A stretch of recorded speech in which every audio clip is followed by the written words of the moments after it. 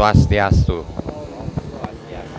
Sedulur sedharma terkasih di mana saja berada, berjumpa lagi dengan kami Badan Penyiaran Hindu Provinsi Jawa Tengah. Hari ini kami berada di Pura Buanatata, Kabupaten Boyolali, dan hari ini kami ditemani oleh Pak Mangku Sudalman dan Pak Wawan selaku Sekretaris PHDI Kabupaten Boyolali. Dalam selintas Dharma kali ini kita ingin memotret umat Hindu yang ada di Kabupaten Boyolali. Dan saat ini kita berada di Pura Buanatata, Kabupaten Boyolali yang terletak di lingkungan pemerintah Kabupaten Boyolali. Dan yang uniknya adalah bahwa di komplek ini ada 5 tempat ibadah yang berada di dalam satu komplek. Mungkin untuk pertama kami akan menanyakan kepada Pak Mangku Sudalman, sudah berapa lama pura ini kira-kira dibangun? Dan yang membangunnya itu siapa gitu Pak? Mungkin Pak Dalman bisa menceritakan. Pura ini dibangun sudah 6 tahun dan yang membangun adalah Bapak Bupati Seno Samudro. Baik, terima kasih. Jadi sangat indah sekali dalam satu komplek ada 5 tempat ibadah yang berdekatan yang menunjukkan satu kondisi toleransi beragama. Nah, selanjutnya kami menanyakan kepada Pak Wawan, sebenarnya di Kabupaten Boyolali ini ada berapa pura atau tempat ibadah umat Hindu, Pak Wawan? Baik, terima kasih Pak Putu. Bahwa di Kabupaten Boyolali untuk jumlah pura itu ada sekitar 22 pura yang tersebar di 8 kecamatan, dan pura yang paling banyak adalah di Kecamatan Juwangi, Bapak. Baik, dengan jumlah pura yang banyak tersebut, berapa sebenarnya jumlah umat Hindu yang ada di Kabupaten Boyolali ini, dan yang mayoritas ada di kecamatan atau wilayah mana, Pak Wawan? Sesuai dengan data yang ada, jumlah pura di Kabupaten Boyolali ada 22 tadi yang saya sebutkan, dan terbanyak adalah di Kecamatan Juwangi, dan tentu untuk umatnya juga paling besar ada di Kecamatan Juwangi. Kalau untuk total jumlah umat di Kabupaten Boyolali hampir menyentuh 3.000-an umat Hindu di Kabupaten Boyolali ini.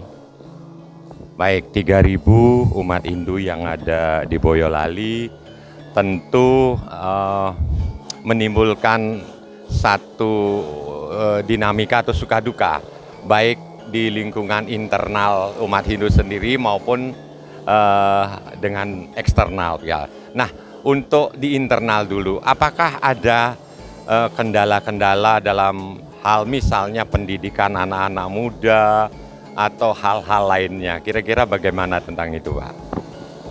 Untuk masalah pendidikan, Pak Putu, terkait dengan siswa yang resmi di sekolah, ini pada saat ini memang kita masih kekurangan adanya tenaga pendidik, yaitu bapak ataupun ibu guru.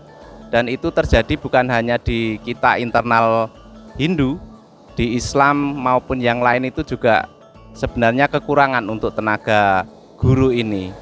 Oleh sebab itu, ketika untuk mengantisipasi hal ini, di masing-masing pura biasanya diadakan kegiatan pasraman atau sekolah minggu yang biasanya itu untuk mengakomodir adik-adik kita yang mungkin di dalam pembelajaran di sekolah kurang begitu optimal, karena memang satu guru itu bisa mengajar di 3, 4, bahkan 5 sekolah.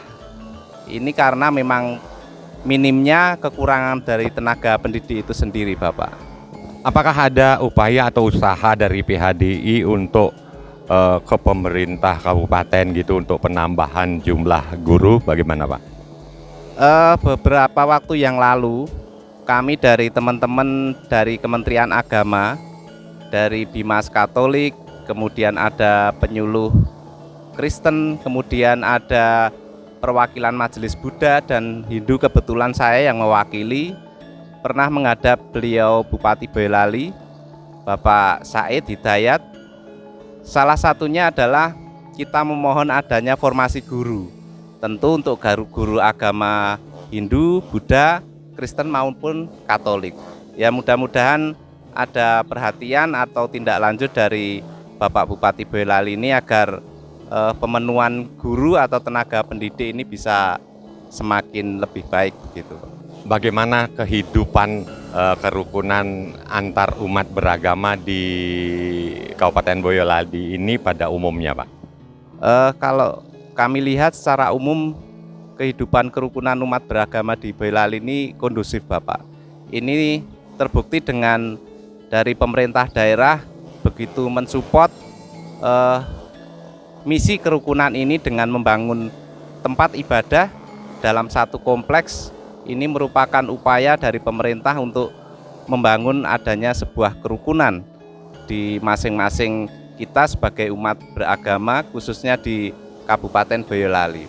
Itu biasanya upacara persembahyangan di Pura Buana Tata ini kapan gitu? Setiap hari Minggu itu sudah pasti, kalau hari Minggu pagi jam 8:30. Kemudian setiap hari Nyepi, Galungan, Kuningan, Saraswati, Siwarati itu pasti diadakan. Dan setiap hari pun saya juga melakukan sembahyang secara keluarga. Kira-kira apa harapannya ke depan, termasuk juga apa harapannya di samping ke pemerintah Kabupaten Boyolali, tentu juga harapan kepada PHDI Provinsi Jawa Tengah, begitu mungkin Pak Wawan bisa menyampaikan. Jadi untuk harapan, tentu apa yang menjadi komitmen dari pemerintah daerah Kabupaten Boyolali untuk menguatkan adanya kerukunan umat beragama ini, tentu sedapat mungkin harus kita dukung dan kita pertahankan, karena memang situasi yang kondusif ini sangat dibutuhkan di dalam rangka kita bersama-sama hidup bermasyarakat, berbangsa maupun bernegara. Dan kami juga berharap dari PHDI Provinsi Jawa Tengah juga Pembimas, kami betul-betul melihat dari Pembimas maupun PHDI Provinsi Jawa Tengah ini greget, semangat, dan pembinaan terkait dengan keumatan ini sangat kelihatan sekali. Dari adanya Bapak Pembimas yang sering turun ke lapangan, ke daerah-daerah, dan juga Bapak Ketua PHDI Jawa Tengah dengan berbagai bidang kepengurusannya, kami lihat telah begitu banyak membuat suatu gebrakan demi kemajuan umat Hindu di Jawa Tengah. Baik, terima kasih Pak Wawan, Pak Makus Sudalman, sedulur sedharma. Demikianlah perbincangan singkat kami dengan kedua beliau ini untuk melihat potret umat Hindu yang ada di Kabupaten Boyolali, bahwa tahun ini adalah tahun toleransi. Kehidupan beragama di Boyolali cukup kondusif, astungkare, dan saya mengutipkan satu kata bijak bahwa memang kita tidak lahir dari rahim ibu yang sama, tapi sejatinya kita lahir dari rahim alam semesta yang sama, yang mengharuskan kita menjadi bersaudara, Vasudhaiva Kutumbakam, bahwa sejatinya kita semua adalah bersaudara. Saya akhiri dengan Om Loka Samasta Sukino Bhavantu. Semoga semua makhluk dan alam semesta berbahagia. Om Santi, Santi, Santi, Om.